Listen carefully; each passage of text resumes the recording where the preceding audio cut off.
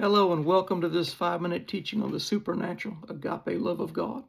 I'm Pastor Jack Shoup with Grace Fellowship of Georgetown, Kentucky. We've been talking about what it takes to step into supernatural love.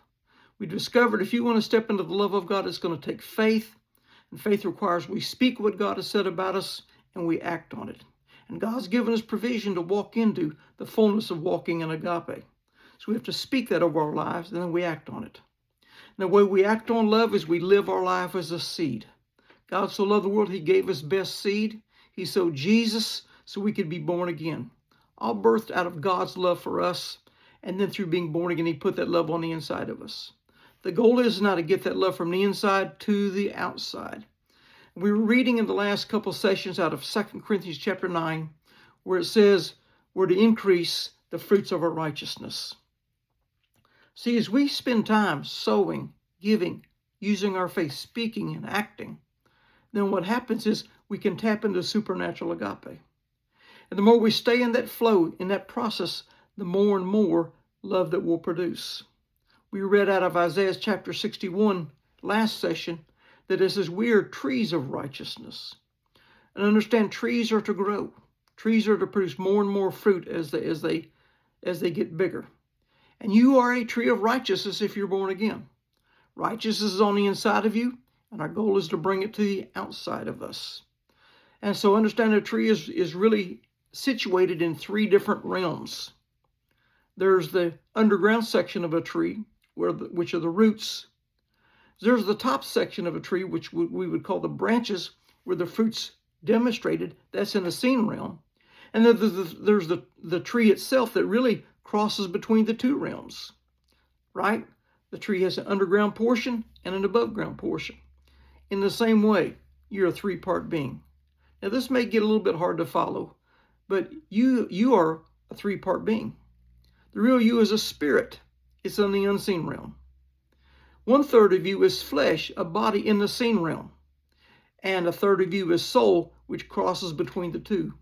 Your soul has access to function in both the 3rd heaven and the 1st.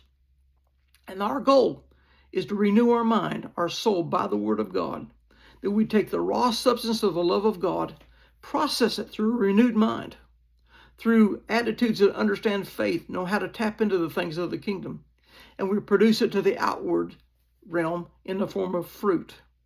Do you follow me on that? And so we bring the raw substance of love on the inside to the outside, and people come for our fruit.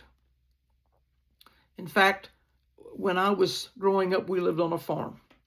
And our farm, we mainly had pigs and cows and horses and chickens and other stuff. But we had a small orchard. And in the orchard were pear trees. And these grew the best, biggest pears I've ever seen in my life. And they were phenomenal. I miss those pears. But it was interesting, during most of the year before the pears are forming, even once they're forming, while they're green, nothing's coming for that fruit. The orchard's pretty much, there's not much activity in that orchard because it was next to the house. But as soon as that fruit began to ripen, as soon as that fruit began to put off an aroma of ripened pear, there was every wasp, insect, raccoon, possum, everything around came for that fruit. Why? Because they're after the fullness of ripe fruit. And so what happened is when those animals would come for the fruit, the raccoons or whichever animals would come and eat the pears. And when they ate the pears, they also ate the seed. And guess what happened? And as those animals went forth and they processed that seed, processed the fruit, they deposited fertilized seed wherever they went. God said, I need you to do the same thing. I need you to start taking the raw substance of love on the inside, produced outwardly as the fruit of the Spirit, and people will come for your fruit. They're not going to come for your logical arguments. They're not going to come for your condemnation preaching. They're going to come for the fruit of love. And God's got a supernatural agape He wants on our lives that acts as a harvest net, a harvest magnet. And what happens is people will come for your fruit.